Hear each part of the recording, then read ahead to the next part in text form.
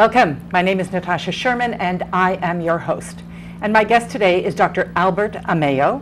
He is a sociologist, a holistic counselor, author of The Renaissance of Mind Healing in America, and more recently of The Dawning of the Golden Age of Aquarius. Welcome, Albert. Thank you. Thank you for having me. So I have read some of The Renaissance of Mind Healing in America, and I want to ask you if you were going to tell us in just a few sentences, what is the point of this book? What is it you want us to know? I try to investigate and to find out the rationality of mind healing. How many millions of people were healed without medicine, only using the methods of mind and spiritual and faith healing. So all this goal take me like 5 years to develop this book, which is a phenomenon that took place here, especially here in America, New England. So it's a product, American product that was born here in New England. Yeah, and typically when we hear about spiritual healing, for myself, I know I don't immediately think of America. I think of, you hear of it in India and places like that. So it was very fascinating to me that this is about kind of historically people who worked with healing through the mind in America. And so as a holistic counselor, I'm just going to backtrack a little. Do you work with these methodologies, healing with the mind, or do you do a combination of traditional medicine? I never advise a patient to leave the traditional medicine. That means the care of the doctor. Right. Whereas I do a complementary and alternative therapies with the mind healing and energy psychology, which is now, as you may know, is the system of tapping certain point of the body and release the emotional negative energy that the person is having. So you're talking about tapping, like emotional freedom technique? Right. Yes. So you work with the energies of the body, and then in this book, there are a lot of these healers, starting from, you start with Mesmer in the early 1700s, who we mostly think about mesmerism and hypnotism. And in the book, you point out that he worked healing with magnets, yes? That's right. Mesmer became interested in healing with magnet because his friend, at that time, a priest, Maximilian Hell, H-E-L-L, invited him why he was not using Mesmer to heal, because Mesmer was very, very intellectual and professional man. He was medical, he was philosopher, he was he got a PhD in theology. I'm sorry, and so he also told Harold, the priest, told Mesmer that he was expecting two visitors from another country who was coming to see Harold to be healed with magnets. So what Mesmer asked him to keep him informed about the result of this healing. A couple of weeks later, Harold informed Mesmer that these people were healed. This lady who came to see him was healed completely, and that they left the city very happy. So he suggested, why don't you use a magnet in your profession? So what Mesmer asked him, okay, prepare to me two couple magnets, and I'm going to be using it. And in fact, he used the magnet with his patient, and he had a great success. So he started having success over and over with different people, and but he was a scientific man, so he wants to know what was the rationale, what was the the reason that this magnet was working. So he theorized, because he used to have a lot of phone off of the another mid-age doctor who was Paracelsus, and Paracelsus' theory is what the stars, the energy from the heavens influence men and people. So Mesmer theorized that the magnets accumulate this magnetic energy of the heavens, or the stars in the magnets, and this energy healed the people. So he took a kind of expanded and brought in other information, and that was that energy coming from the stars and the heavens. Right. And we all know that, you know, some people can say, oh, that isn't the case, but we all know that the pull of the moon causes the tides. Right. So there's no reason to disbelief that the energy coming from the stars then can influence us. And so he's saying he tied that in with the healing of the magnets. Right, that is correct. So that was the first step. The thing is, he got three phases that I found in this investigation. The second step is that when he abandoned the magnet, he said the magnet is not anymore useful. The person can accumulate the energy. The person can transmit this, and that's why he came mesmerism. That's why the idea came animal magnetism. It's the animal magnetism. So he's saying you can do it without the magnets, that it's really inside of you. Yes, with your personality, Okay. the influence of the personality. So he said he came in the second phase of his theory. He came with the idea that he can heal with his personality, the influence of his personality. He doesn't need the magnet. So he abandoned the magnet. He used to...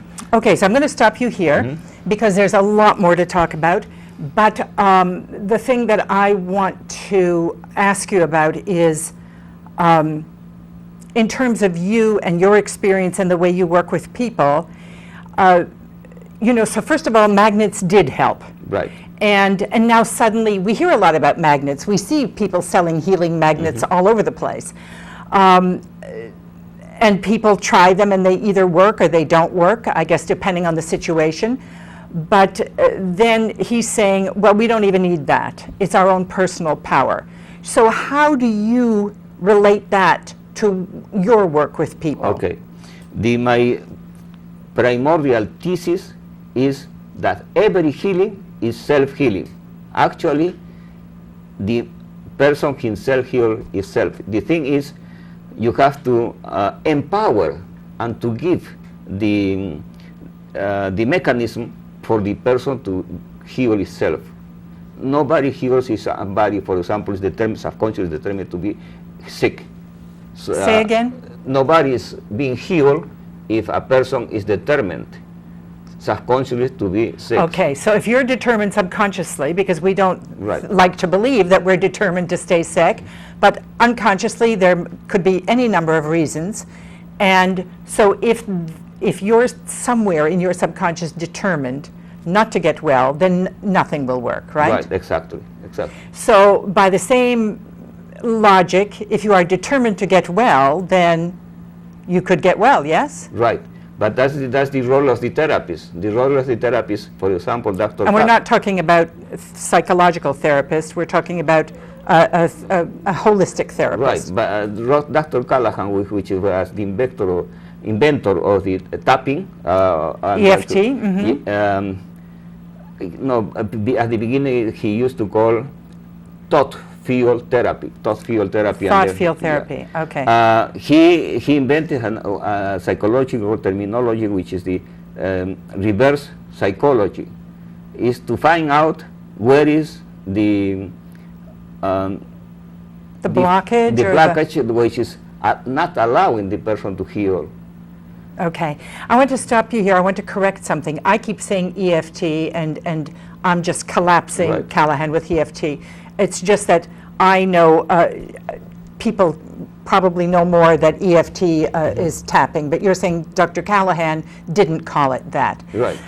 But so somewhere in our bodies, our experiences are trapped or somehow blocked from getting well, yes? Right. And so through this technique of tapping on your body and then exploring feelings? What? Exploring feelings and repress emotional traumas that may happen in your childhood.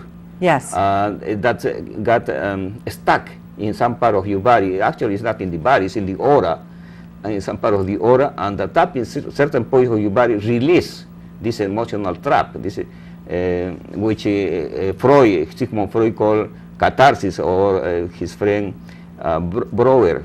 Catharsis means the release of the energy, and the fact that the person released that emotional energy allow the person to heal.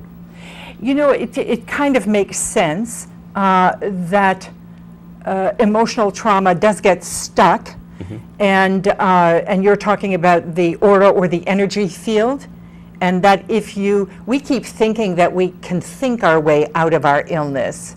And what you're saying is, it's not just the thoughts, you have to get in touch with the energy that's stuck, Right. so that it can then get released. Right. But I want to just talk again, I want to hold up the book because it's important for people to know the renaissance of mind healing in America. And this book is kind of the history of, we're just touching the surface. Yeah, absolutely. But in this book, you go through, historically, healer after healer who use different methodologies. Could we get a close-up on the book? And I want people to be able to see it and, find out about it.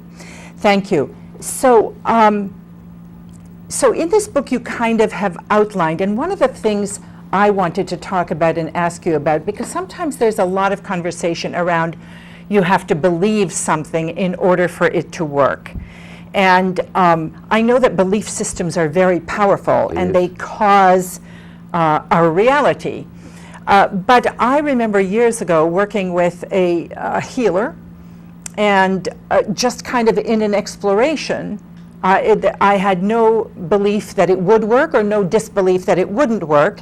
And she basically used to just, for the most part, hold my feet. And she said, you don't have to believe. I'm just sending energy, and your body will take it and do whatever you want with it, whatever it wants with it. Thank you very much for putting this example. She gives you a suggestion. When she touched your feet, it's for something, and when she told you, you don't have to believe, that is the suggestion, that it makes you believe that that's going to work. And the basic, that you went to see her, or you accept that this lady do the treatment to you, you are in certain way believing in, at least saying, okay, let's see if it's going to work. But when she told you, you don't need to believe, she gives you a suggestion, and the suggestion worked for you. Okay, so I understand that. I guess what I'm trying to extract is, there's a part of me that thinks you don't have to believe in it in order for it to work. Energy is energy. So that, there could be somebody lying on their deathbed that has absolutely no belief system, they're in a coma, and people will get around and pray and laying on of hands, they believe, and healing occurs. But the person who's receiving, are you saying they have to somehow be an active participant? In this case, but in the example that you are giving me, did she get back to wellness, or did she? I haven't got a personal story. I've read stories like this. Yeah. Yes. Every person has to, in certain, have to be active. Otherwise, it's not going to work. It's not going to work. As I said, every healing is self-healing. The role of the therapist is make the sick or the ill person to believe, or to at least create that this desire to get healed. Otherwise, it's not going to work. But those are two distinct things, the desire to get healed and then the belief in something. Both of them have to be together. So you're asserting that they have to both be present. Yes, otherwise, the book demonstrates too many cases in which only when you have a burning desire to be healed, is somebody give you any placebo effect or any suggestion, and the healing come to you. Okay, so that's interesting. I'm not sure I agree, but It's very in the case, for possible. example, the founder of the Quimby, which is Phineas Quimby, Yes. he was diagnosed with terminal disease by the medical science at that time in the 1850s, and he abandoned his business. He went to diet. He's the father of the new thought and the creator of the mind healing. Right. He went to diet, he went to his farm waiting to diet. And however, at that Waiting moment, to die. Yeah, at that moment he heard that somebody else were healed just doing some outdoor activities, like riding horseback, and but he was very ill and sick. He couldn't even climb to the horse. So what he did is he riding in his carriage, and one time the horse didn't want to move. He didn't know what to do. So what he did is he walked alongside with the horse, and he was deep in thought, and he realized that he would walk 2 miles up to the hill, and he said, "How I did it? I mean, I was very sick." So how did he do it? Yeah, he did it because in reality he was not that ill. He discovered later on that all the information that at that time the medical gave it to him, it was wrong. They were giving him a medication which So his diagnosis was wrong. Right. He was giving him to a medication which name is Colomel, which is mercury. And at that time in the Civil War, yes, in the Civil War, that was in the time of the Civil War. Mercury, the Colomel, was the favorite medicine given for different types of illnesses. So Quimby lost all his teeth because he was taking a lot of Colomel, and also damaged very badly his liver and his kidneys. So the doctor told his kidneys and liver were destroyed. So he was expecting to die, and there is a long history. I don't know if you know, but yes, and people can read about that in the Right. book. I also want to take time to actually mention your newest book, which is The Dawning of the Golden Age of Aquarius. And so can we say just, I want to give you the opportunity to say a little bit about that. And can we get a close-up on that? This book is, I rebuke all these false prophets, New Age prophets, like evangelical prophets who are preaching the end of the war, all the New Age writers, irresponsible writers who are creating panic and fear in the mass media and on people, saying that the end of the war is coming. However, for me, there is no end of the war. It's going to be the end of one war, or one chapter of humanity. Another chapter we're going to start. But however, since we are in the transition period between the Piscean and the Aquarian age, a lot of change has been taking place in order to get into a new, different, completely new age, which is the chief of consciousness. The human beings is going to change the way they think. We see all the changes that are taking place now. 2 weeks ago, we discovered the particle of Higgs, which is they say God particle. They said everything is composed of those particles. It's invisible. We don't see it. However, everything is part of it. So I want to ask. So you're saying that so a lot of people are saying, oh, it's the end, and you're saying really it's a transition. It's almost like from childhood you go through adolescence and then into adulthood. So we are going through into the kind of higher level of consciousness, and right now kind of we're in a little bit of chaos because the transition is unsettling. Right. And so it's not about the end of the world, it's about a new age. Exactly. You know, in every new, when every in the history, new chapter of the world start, there is a lot of changes. In this is a cosmological change. So we have the tsunamis, we have earthquakes, we have cosmological change. Also, we have changes in consciousness because different type of people is going to be populating the world in the future. which is going to have a more sense of brotherhood, oneness, and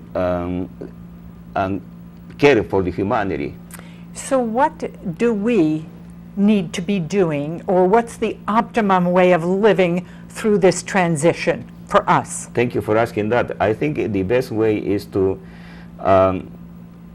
do a lot of meditation, to see the world with a vision of love and peace, and to be confident that there is a higher force is going to take care of everything. So that's great, and but you know, we've heard over the millenniums, you know, love and peace, love and peace. Somehow it seems to have eluded us in a very big way. You know, there are parts of time and places that people experience that, but mostly if you look around, we're not doing really well. So what is it that would have us pay more attention now, or what can we hang our hat on in order to have that become real for us? Exactly, because two forces are working here, one positive and negative. We have to be always in the positive side. So we have to always, that's why the book is to contrast all the negativity from these false prophets are prophesying. If you go to the church and the minister is saying, repent, the end of the world is coming, and all these people who are thinking in this field, in this negativity, is a lot of energy. It's creating more negative energy. Yeah. That's my concern. So we have to be on the positive, creating a positive energy so we can contrast this negativity. So in this book, you kind of debunk the end of the world kind of prophet or prophesizing. Mm-hmm. And so you're saying, okay, that causes a lot of negative energy. But let's say tomorrow when I wake up, what can I do to be different? Like, what can I tell myself, give myself instructions to move that forward? Okay, what you can do is ask yourself, what can I do in order to make this world better? Love it. Simple. And we can all do that, right? Right. And then the other thing was that the whole idea of this transition and kind of a superior level of thinking will emerge. Do we have to believe in something? Do we have to attach ourselves to any spiritual belief system, or can it be just a personal self-evolution? I think, as Carl Jung said, human being, the psyche of human being are by natural religious. William James said that religion takes religious experience take people to a higher dimensions. So if it is better if we have some spiritual principles or religious principles, because it's going to keep us in a positive and uplifting state of mind.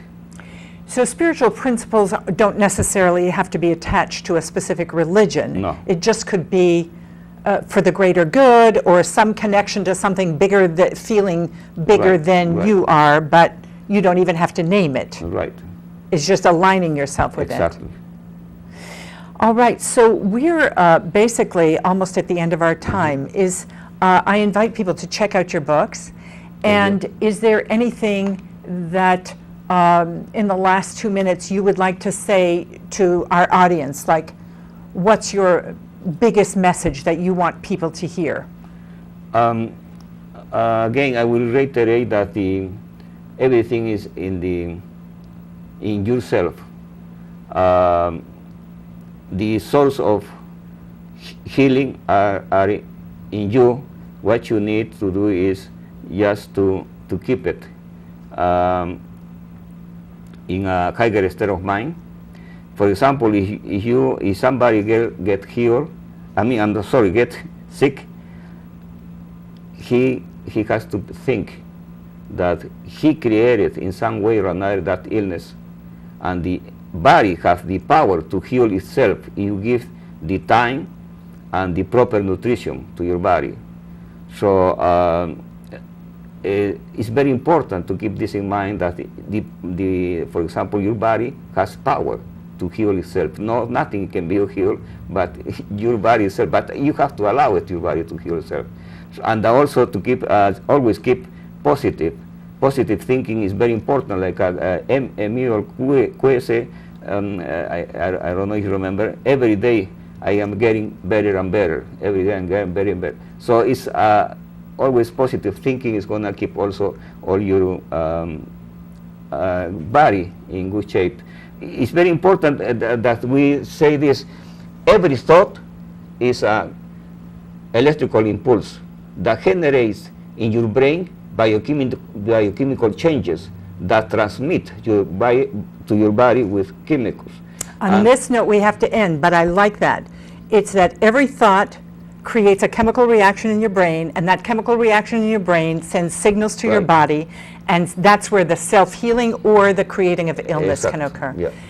Albert, thank you so much for being with us. Thank you very much. My name is Natasha Sherman. Thank you for joining us.